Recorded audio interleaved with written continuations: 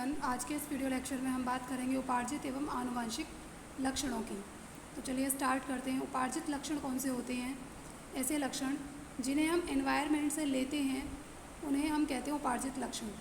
और आनुवंशिक लक्षण कौन से होते हैं? ऐसे लक्षण जो हमारे माता पिता से संतान में आते हैं उनको हम कहते हैं आनुवंशिक लक्षण।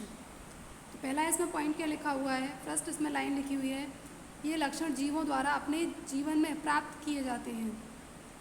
ये जो लक्षण होते हैं, जैसे कि अब जब भी बच्चे ये जो ऑफस्प्रिंग जब पैदा होता है तब ये लक्षण इनके अंदर नहीं होते हैं, लेकिन जैसे जैसे अपनी लाइफ को स्पेंड करते चले जाते हैं, यानी कि खर्च करते चले जाते हैं, तब उस दौरान ये लक्षण इनके अंदर आ जाते हैं और इन्हीं लक्षणों को हम क्या कहेंगे? उपार्जित लक्षण हम इनको कहेंगे। आनुवंशिक लक्षण कौन से होते हैं?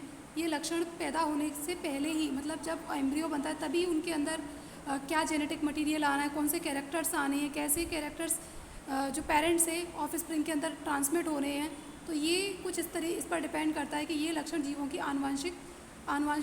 वंशानुगत प्राप्त होते हैं। यानी कि ये जो लक्षण है वो वंशानुगत चलते हैं और माता पिता से बच्चे में ये आ जाते हैं, इन्हें कहेंगे आनुवंशिक लक्षण।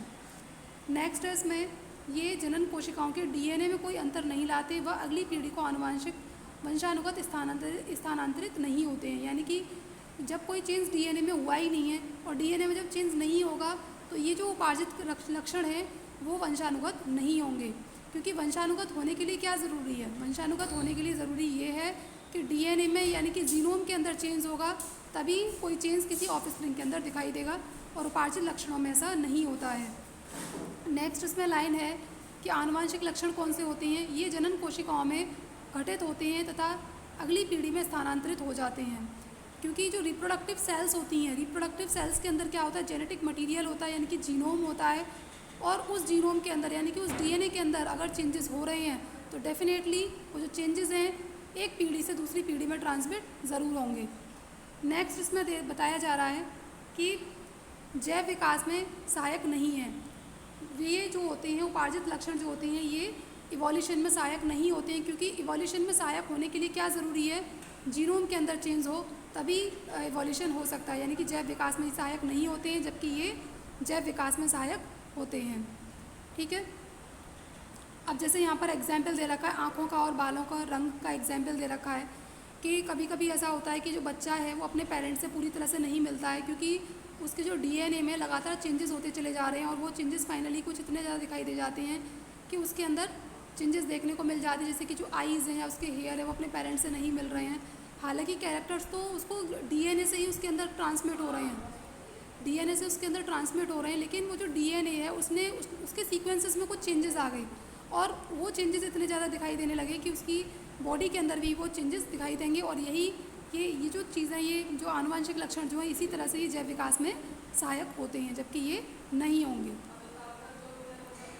अब नेक्स्ट है इसमें जाति उद्भव किस प्रकार होता है, यानी कि जो स्पेशिएशन है वो किस तरीके से होगा। तो स्पेशिएशन जो है इसमें पॉइंट बताया जा रहा है। स्पेशिएशन इस तरीके से हो सकता है कि जीन प्रवाह उन दो समष्टियों के बीच होता है जो पूरी तरह से अलग नहीं हो पाती, किंतु आंशिक रूप से अलग अलग हैं। यानी कि जो जीन फ्लो है दो ऐसी पॉपुलेशंस के बीच में होता है, यानी कि दो ऐसी समष्टियों के बीच में होता है।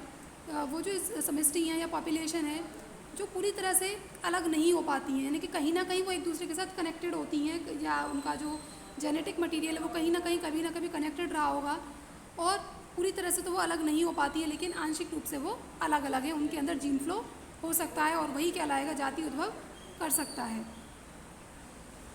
नेक्स्ट इसमें बात है जो बताया जा रहा है वो है आनुवंशिक विचलन। कि आनुवंशिक विचलन क्या होता है? किसी एक समष्टि की उत्तरोत्तर पीढ़ी में जीन की बारंबारता से अचानक परिवर्तन का उत्पन्न होना। यानी कि कोई ऐसा किसी डीएनए के ऊपर क्या होते हैं, डीएनए से क्रोमोसोम बना, क्रोमोसोम के ऊपर क्या होते हैं? जीन्स होते हैं। अब मान लीजिए कोई पर्टिकुलर वो है जीन है, और वो जो जीन है किसी पर्टिकुलर कैरेक्टर को लगातार किसी दूसरी जनरेशन में दिखाता चला जा रहा है, लगातार उसको चेंज कर रहा है, लगातार उसको रिपीट कर रहा है, रिपीट कर रहा है, और वो पर्टिकुलर कैरेक्टर जो है वो लगातार जनरेशन आफ्टर जनरेशन दिखाई देता चला जा रहा है वो जो कैरेक्टर है।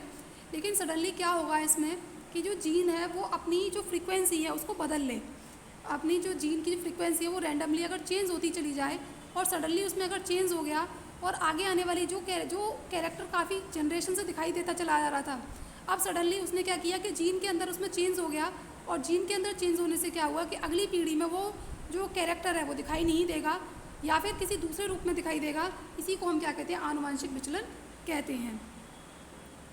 अब नेक्स्ट है इसमें प्राकृतिक चुनाव। प्राकृतिक चुनाव क्या होता है? वह प्रक्रम जिसमें प्रकृति उन जीवों को चुनाव कर बढ़ा देती है जो बेहतर अनुकूलन करते हैं। यानी कि नेचुरल सिलेक्शन क्या होता है? नेचुरल सिलेक्शन वो होता है जिसमें ऑर्गेनिजम्स अपनी बॉडी को नेचर के अकॉर्डिंग चेंज कर लेते हैं।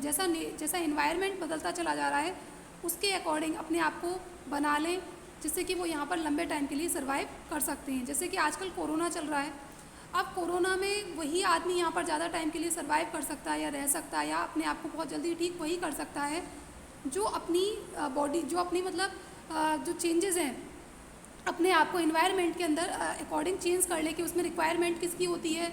कोरोना में ये बताया जा रहा है कि जिसकी इम्यूनिटी यानी कि जो रोग प्रतिरोधक क्षमता है जिसकी सबसे अच्छी होगी वो यहाँ पर सर्वाइव कर सकता है। तो ये भी क्या है, फिर ऐसे ऑर्गेनिज्म को कौन करेगा? नेचर ऐसे ऑर्गेनिज्म को सेलेक्ट कर लेती है, यानी कि ऐसे ऑर्गेनिज्म क्या कहलाते हैं? नेचुरली सेलेक्टेड ऑर्गेनिजम्स कहलाते हैं। ठीक है। अब नेक्स्ट है इसमें भौगोलिक पृथक्करण। भौगोलिक पृथक्करण क्या होता है? जनसंख्या में नदी, पहाड़ आदि के कारण आता है और इससे दो समष्टियों के मध्य अंतर्जन नहीं हो पाता है। जैसे कि देखो, अगर कोई भौगोलिक पृथक्करण क्या है, जैसे आप पहले तो इस वर्ड को ही समझ लीजिए कि अगर कोई आदमी इंडिया में रहता है और वो जाकर के जैसे इंडिया में रहने वाले जो लोग हैं उनको यूएस में रहने वाले लोग के साथ अगर कंपेयर करें तो काफ़ी सारे डिफरेंसेस देखने को मिलेंगे। क्यों डिफरेंसेस देखने को मिलेंगे? क्योंकि उनकी बॉडी के ऊपर इन्वायरमेंट का इफेक्ट हो रहा है।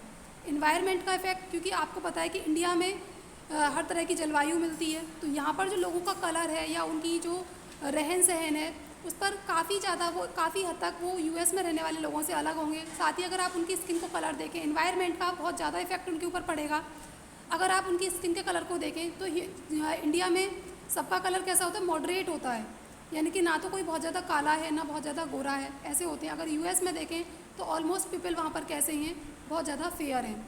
तो ये भी क्या एक भौगोलिक पृथक्करण है, यानी कि भौगोलिक पृथक्करण की वजह से दो स्पेशल जो मतलब समष्टियाँ यानी कि ये किसकी बात कर रहे हैं? जो उप समष्टियाँ जो हैं, यानी कि हैं तो दोनों ही ह्यूमन बीइंग के ग्रुप, कि यहाँ पर इंडिया में कोई आदमी रह रहा है तो वो भी एक ह्यूमन बीइंग है, और अगर यूएस में कोई आदमी रह रहा है वो भी एक ह्यूमन बीइंग है। यानी कि ये दोनों उप समष्टि हैं, लेकिन फिर भी इनके अंदर काफ़ी सारा फ़र्क आ रहा है। दोनों एक दूसरे से नहीं मिल रहे हैं, उनकी स्किन, उनकी हेयर, उनकी आइज़, हर तरह से वो एक दूसरे से डिफरेंट है। इसी को हम क्या कहते हैं? भौगोलिक पृथक्करण हम इसको कहते हैं। आई होप कि आपको समझ में आ गया होगा, और आज के इस वीडियो लेक्चर को हम यहीं पर स्टॉप करेंगे। Thank you students.